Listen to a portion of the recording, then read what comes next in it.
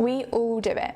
We see our student loan or our wages drop into our bank account and for a split second we feel pretty rich. But then realisation soon hits and we realise actually that money needs to last for quite a long time. In this video I'm going to show you how I've budgeted for the last 3.5 years and how I've never had to use an overdraft despite supporting myself through university. Before going any further, I just want to pause here for a second and say that I'm by no means dismissing the cost of living crisis in the UK at the moment. I completely appreciate and acknowledge that a lot of people are in trouble financially, and by no means do I mean to diminish this or to place blame on any individuals. For some people, apps like Revolut and Monzo are great because they allow you to split up your income for different types of spending. But by using an Excel spreadsheet, as I'm about to show you in this video, you can see how your current spending habits are going to affect you long term. So next time your student loan drops and you feel rich and you want to buy something straight away, you can use a spreadsheet to see whether this is going to be feasible or whether it's going to leave you in a muddle later on, and then how to potentially avoid this. So to start with, I'm going to just run through how to actually set the spreadsheet up, and then after that I'll show you how you can use it to budget. So for step 1, we're going to label each of the headings. Step 2 is going to take the longest amount of time because we're going to start inserting all of the figures. So for this, you're going to need to know your current account balance and then all of the payments that come into your account and all the payments that go out of your account each month. I'd advise doing this for a year, but obviously it's up to you how many months you do it for to start with.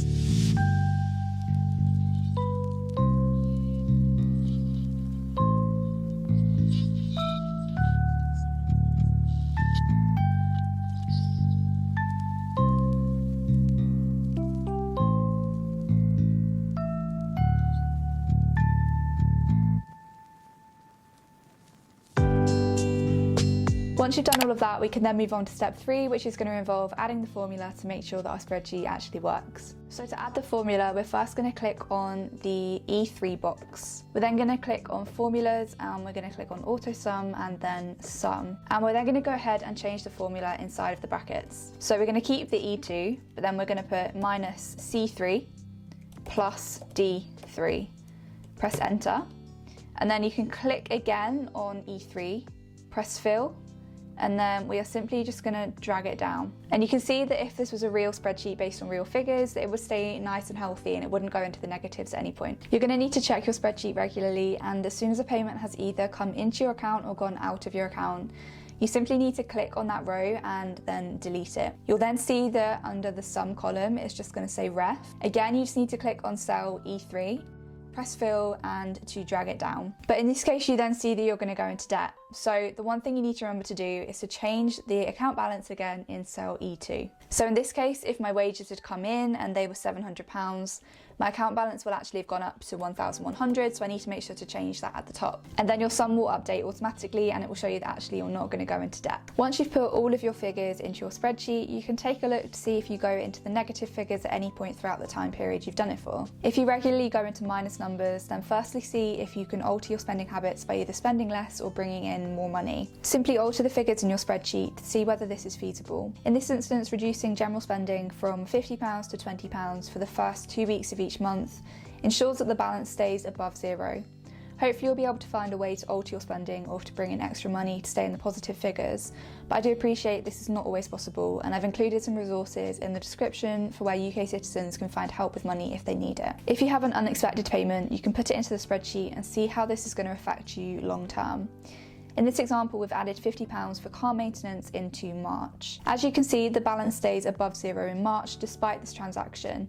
But in April, the balance goes to minus 15 before the wages then come in. When you find yourself going into the negative figures on one-off occasions like this is when using a credit card could be really useful. It can stop you from going into your overdraft and it will help you to improve your credit score at the same time. So here's how to do it. You'll obviously need to apply for a credit card first and to set up a direct debit to pay your bill off every month. Make sure this direct debit comes from the account that you're setting the spreadsheet up for. So you're going to need to know the date your credit card statement comes out each month, and you'll need to set up the direct debit and know what date this comes out each month as well. In this instance, we're going to say that the statement comes out on the 10th and the direct debit is paid on the 28th. Secondly, look at how much you go into the red or into your overdraft and start looking at what payments that need to be made after your statement comes out each month that are either equal to or more than this amount. In this case, the payment for food on the 17th of April comes after the statement, and if you put it onto your credit card, then it won't be paid until the next month. So by paying for this on our credit card, it means that the payment will come out of the account when we can actually afford for it to come out. But before actually spending the money on your credit card, put it into your spreadsheet and see whether it will keep your balance above zero, and therefore whether it's feasible or not. You may also see yourself in a situation where you have excess money each month that you want to put into savings. To see how much you can afford to save each month,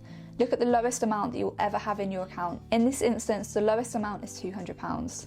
So this is the absolute maximum that you can put into savings over this time period. To work out how much to save each month, simply divide this figure by the number of months that you're going to save it over.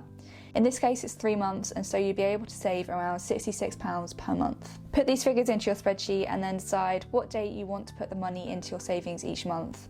But for this example, we're going to be moving the money into savings at the end of each month. You could also then make a second tab to track how much is going into your savings account, just like you have for your current account if you wish to. So there's definitely a lot more that you can do with the spreadsheet once you've got it set up and when you've got used to it, but that gives you an idea of how to set it up and how to use it in a really basic way. I really hope all of that makes sense. Please do let me know in the comments if there's anything you want clarifying, and I really hope that the spreadsheet helps you to budget long term and to see how your spending now is going to affect your spending in the future. My YouTube channel is directed at students, but I feel this video could help absolutely anyone. So if there is anyone you think of that can benefit from watching this video, then please do share it with them. Thank you for watching, and I hope to see you in the next video.